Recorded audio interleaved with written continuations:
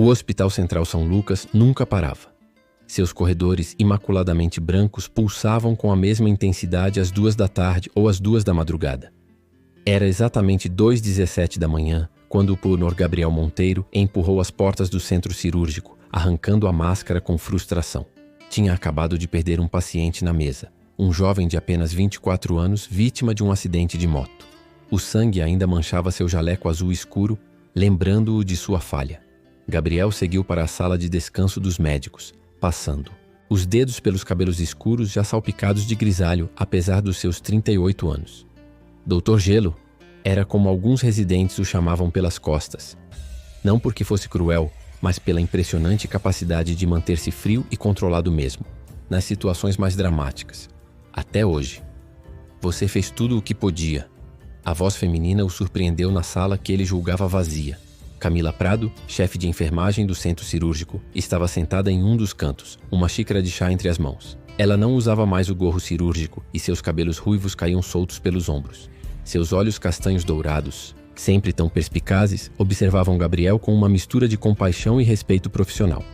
Não foi o suficiente, respondeu ele secamente, servindo-se de um café. Nunca é quando perdemos alguém, concordou ela, surpreendendo-o. A maioria das pessoas tentaria convencê-lo do contrário. Camila Prado não era como a maioria das pessoas. Em seus 15 anos no hospital, desenvolvera uma reputação de excelência e honestidade brutal. Os médicos respeitavam seu conhecimento. As enfermeiras mais jovens temiam sua disciplina.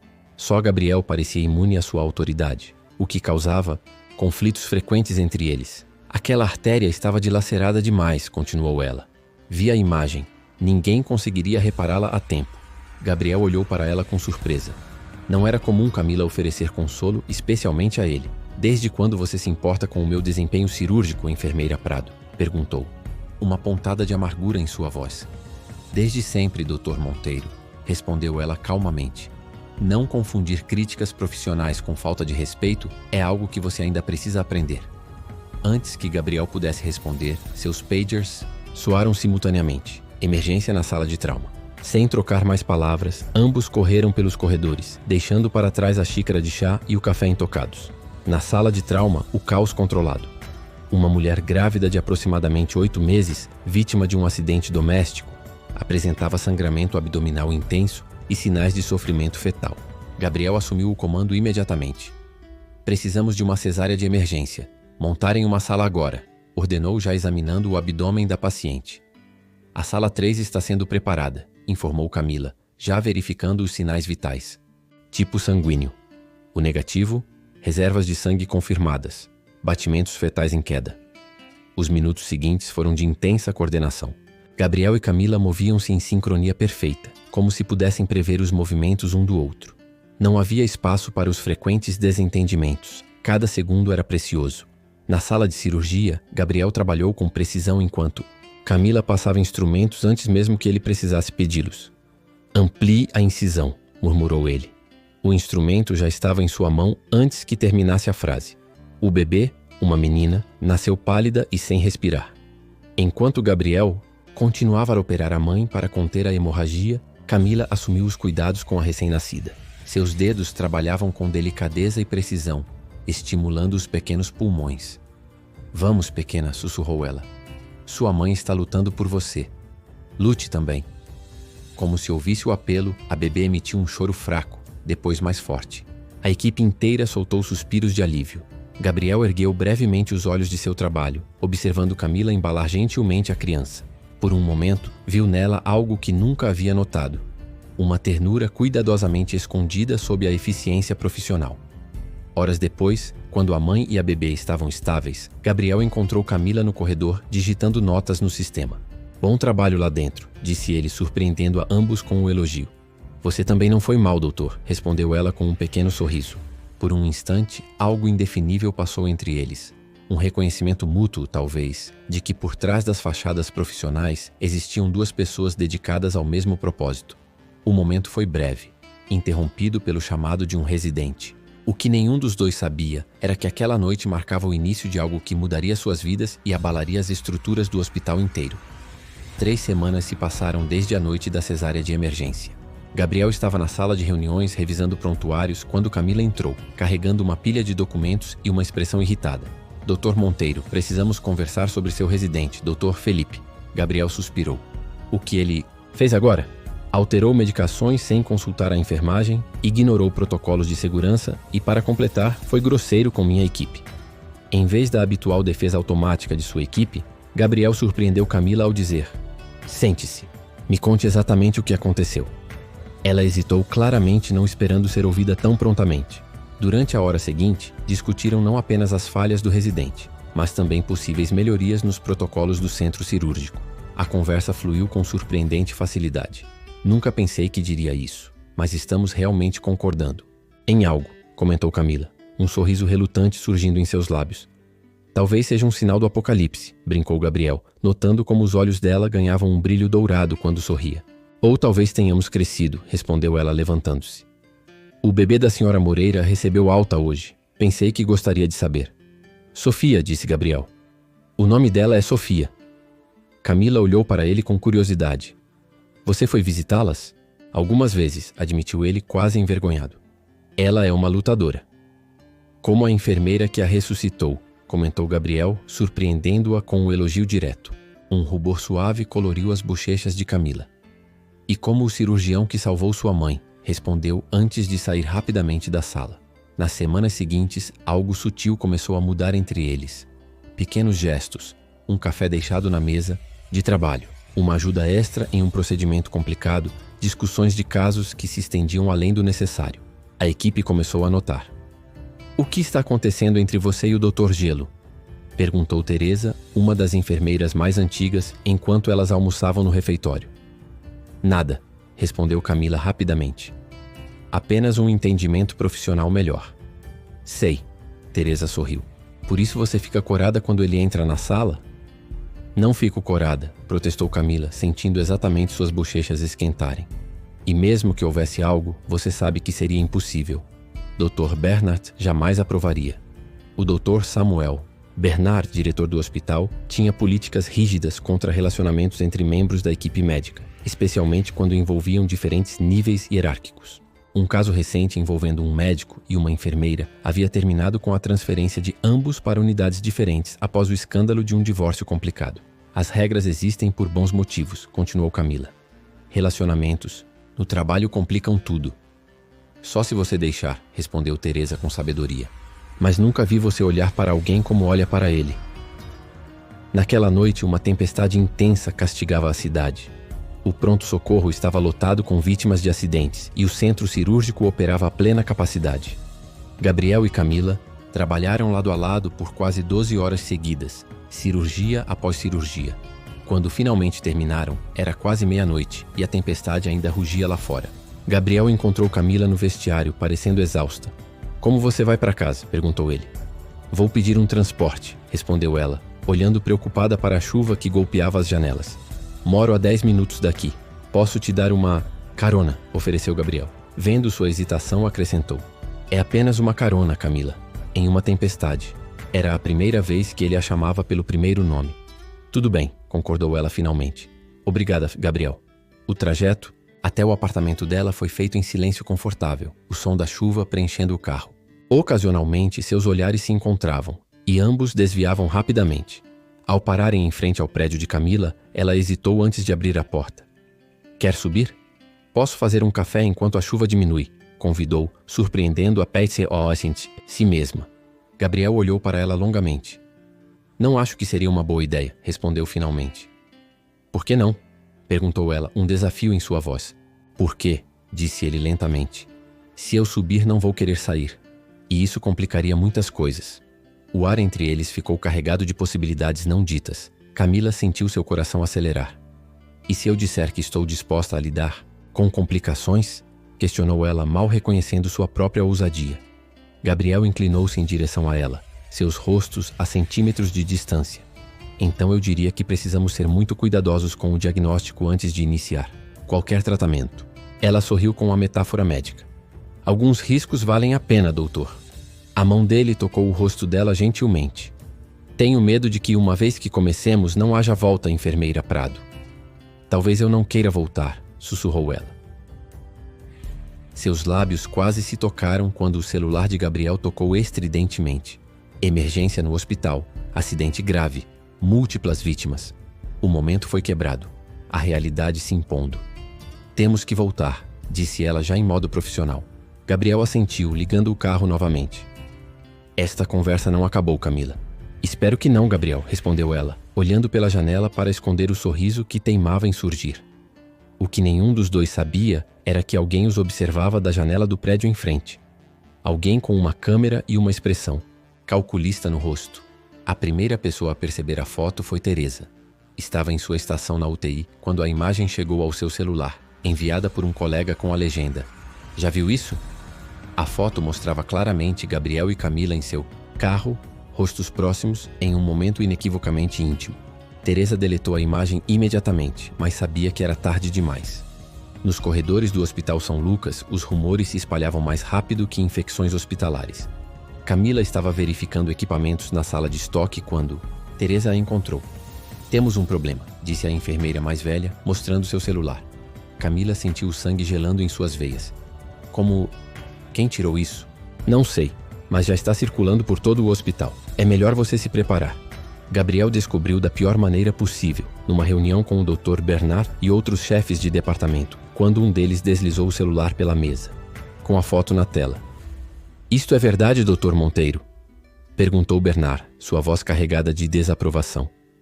"Tivemos um momento", respondeu Gabriel calmamente. "Não aconteceu nada além do que se vê na foto." "Ainda assim viola nossas políticas", insistiu Bernard, "especialmente considerando seu cargo e o dela." "Com todo respeito, não vejo como minha vida pessoal interfere no meu desempenho profissional", argumentou Gabriel. "Não é questão de desempenho, é questão de exemplo e hierarquia", rebateu Bernard. "Lembra do caso dos Drs. Martinez e Silva? No ano passado, o hospital quase enfrentou um processo." "Isso é completamente diferente", protestou Gabriel. Mesmo assim, Bernard foi inflexível. "Quero você e a enfermeira Prado no meu escritório às 5 da tarde. Sem desculpas." Gabriel encontrou Camila no corredor do 5º andar, próximo à sala de descanso. Ela já sabia. Seu rosto mostrava claramente. "Sinto muito por tudo isso", disse ele baixinho. "Não é sua culpa", respondeu ela. "Deveria ter sido mais cuidadosa. Moro lá há anos, conheço os vizinhos fofoqueiros. Bernard quer nos ver às 5. "Eu sei", suspirou ela. "Teresa me avisou. É provável que um de nós seja transferido para outra unidade." Gabriel franziu a testa. "Não vou permitir que isso aconteça. Não fizemos nada errado." "Tecnicamente, sim", corrigiu Camila com um sorriso triste. "Existe uma política clara contra relacionamentos entre diferentes níveis hierárquicos." "Um quase beijo não é um relacionamento", argumentou ele. "Mas é o começo de um", respondeu ela suavemente. Seus olhares se encontraram, comunicando silenciosamente o que ambos sentiam, mas hesitavam em verbalizar. Naquele momento, o pager de Camila tocou. "Emergência na UTI neonatal." "Tenho que ir", disse ela. "Nos vemos às 5. Enquanto se afastava, Gabriel a chamou. "Camila!" Ela se virou. "Valeria a pena", disse ele firmemente. "Qualquer consequência.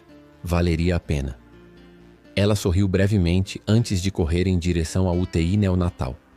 A emergência na UTI era séria. A pequena Sofia, a bebê que haviam salvado, semanas antes fora readmitida com uma grave infecção pós-operatória. Seu pequeno corpo lutava contra a sepse, e os médicos consideravam transferi-la para um centro especializado. Gabriel apareceu minutos depois, apesar de não ter sido chamado oficialmente. "O que temos?", perguntou ele, já colocando o estetoscópio.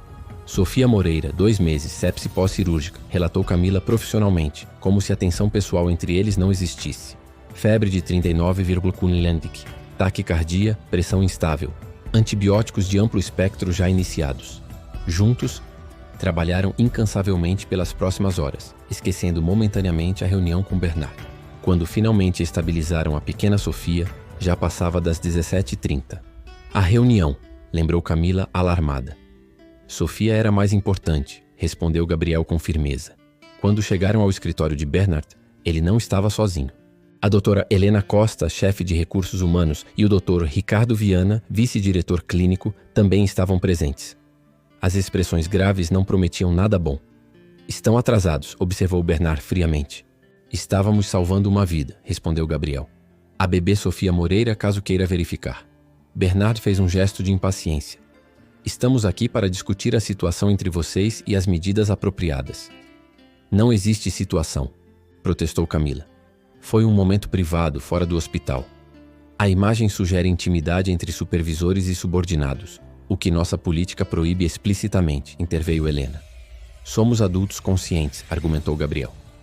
Nossa vida pessoal não afeta nosso desempenho profissional. Pelo contrário, disse Ricardo, consultando algumas anotações. As enfermeiras reportam que você tem favorecido a enfermeira Prado nas escalas cirúrgicas. Isso é absurdo, explodiu Camila. Tenho a maior carga de trabalho da equipe. E vários médicos notaram um comportamento mais agressivo seu em relação a residentes que trabalham com o Dr. Monteiro, continuou Ricardo. Isso é completamente distorcido, protestou Gabriel. Bernard levantou a mão, silenciando-os. Temos duas opções aqui. Primeira, um de vocês solicita transferência para outra unidade. Segunda, ambos assinam um termo se comprometendo a manter uma relação estritamente profissional sob supervisão regular. Isso é humilhante, disse Gabriel entre dentes. É o protocolo, respondeu Bernard. Vocês têm até amanhã para decidir. Saíram do escritório em silêncio pesado. No estacionamento vazio, finalmente pararam de caminhar. Não vou pedir transferência, disse Camila firmemente. Nem eu, respondeu Gabriel. Então assinamos o termo? Gabriel passou a mão pelos cabelos frustrado. Isso significaria desistir antes mesmo de começar. Camila olhou para ele, a dor evidente em seus olhos. Que escolha temos? Adoro meu trabalho aqui, Gabriel. Construí minha reputação ao longo de anos. Eu sei, suspirou ele. Eu também.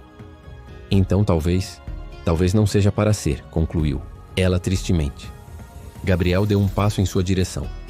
Você realmente acredita nisso? Antes que ela pudesse responder, o celular de Gabriel tocou. Era a UTI neonatal. Sofia estava em colapso respiratório. Mais uma vez, a vida profissional interrompia o momento pessoal crucial. Sem hesitar, ambos correram de volta ao hospital, deixando a conversa inacabada. Na UTI neonatal, encontraram caos.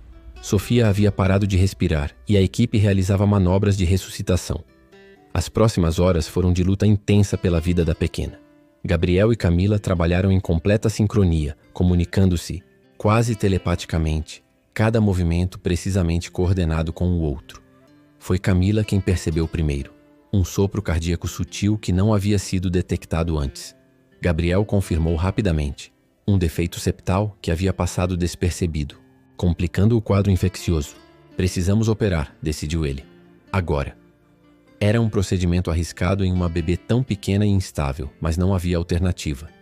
A cirurgia duraria horas e exigiria concentração absoluta.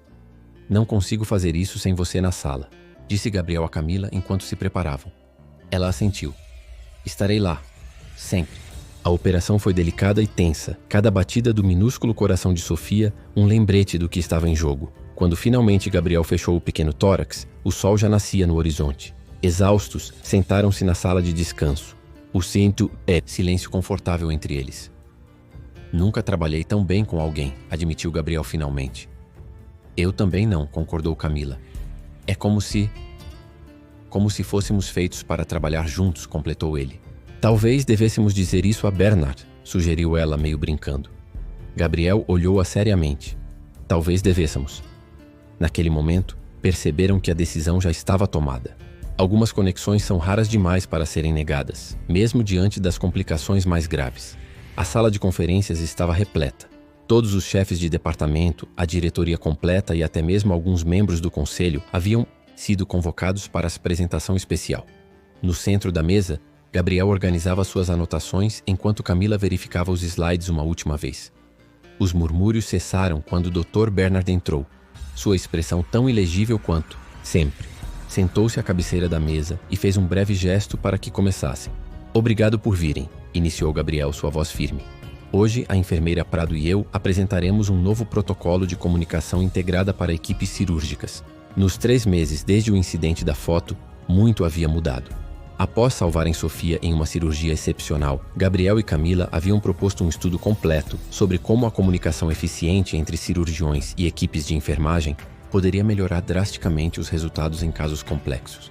Em vez de assinarem o termo de afastamento ou solicitarem transferência, haviam transformado sua conexão em algo produtivo para o hospital. Um protocolo revolucionário baseado em sua própria experiência. Nossos dados preliminares mostram uma redução de 32% nas complicações pós-operatórias nas equipes que implementaram o protocolo piloto, explicou Camila, navegando pelos gráficos com confiança.